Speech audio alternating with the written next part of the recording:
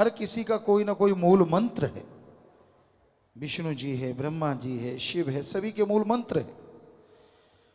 तो उसी तरह जिसने सारी सृष्टि को बनाया है, जो मुक्ति का दाता है, सच्चा मोक्ष दे सकता है, यानी जीते जी गम दुख दर्द चिंता परेशानियों से मुक्ति और मरणोपरांत आवागमन जन्म मरण से मुक्ति, ऐसा जो ताकत है उसका भी एक नाम है।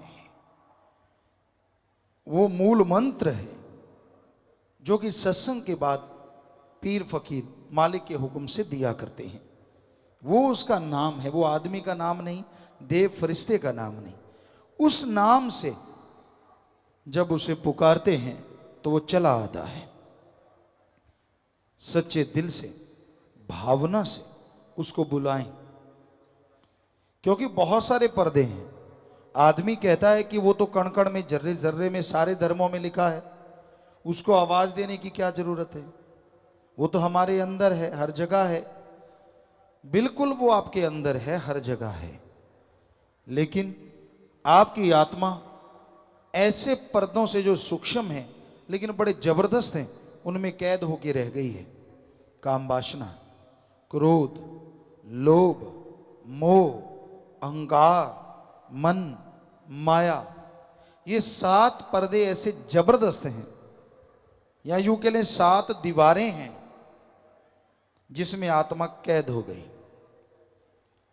भगवान पास बैठा है लेकिन वो पर्दों की वजह से वो नजर नहीं आ रहा।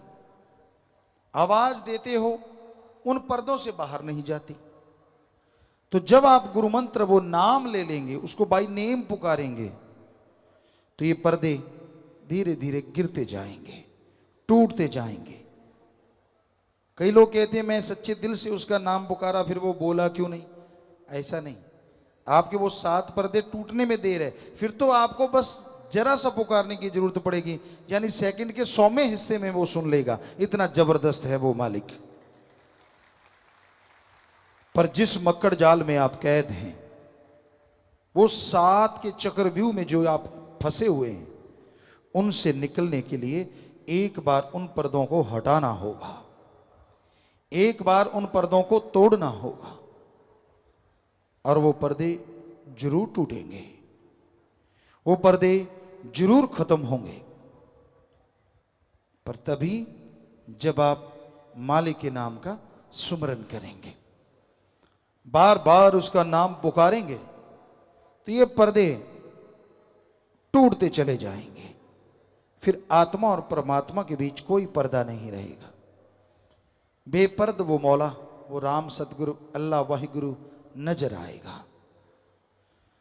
पर जब तक पर्दा नहीं टूटता, सुमरन करना होगा।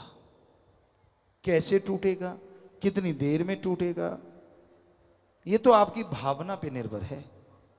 सर्वोत्तम भावना, बैराग में तरीके से तड़प के पुकारोगे अगर, तो हो सकता है पर्दा कुछ मिनटों में टूट जाए।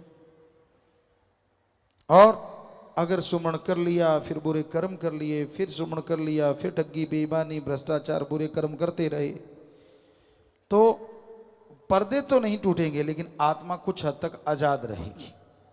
बुरे कर्म छोड़ने से ये पर्दे टूटने शुरू होंगे, या दूसरे शब्दों में इन पे कंट्रोल आना शुरू होगा। मन दौड़ने से रुकेगा, काम वासना, क्रोध, लोभ, मोह, अहंकार से आप बच पाएंगे।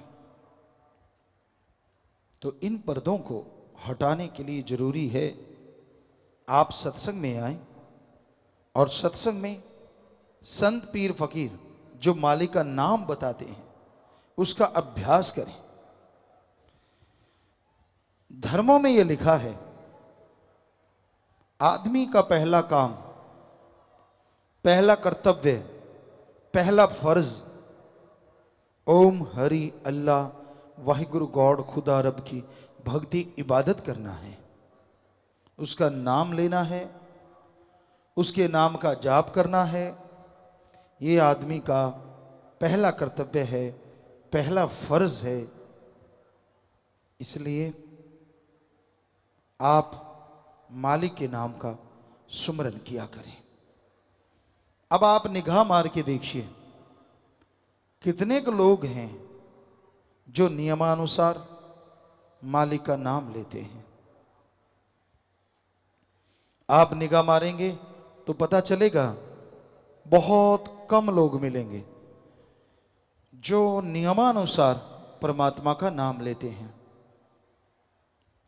कहते जी टाइम नहीं मिलता।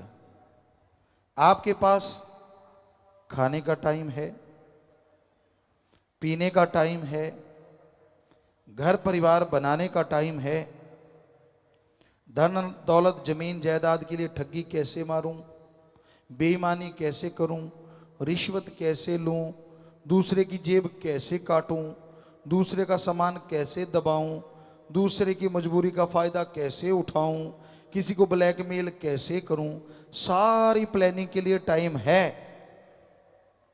टाइम नहीं है तो ओम हरि अल्लाह वाहिगुरु का नाम लेने के लिए।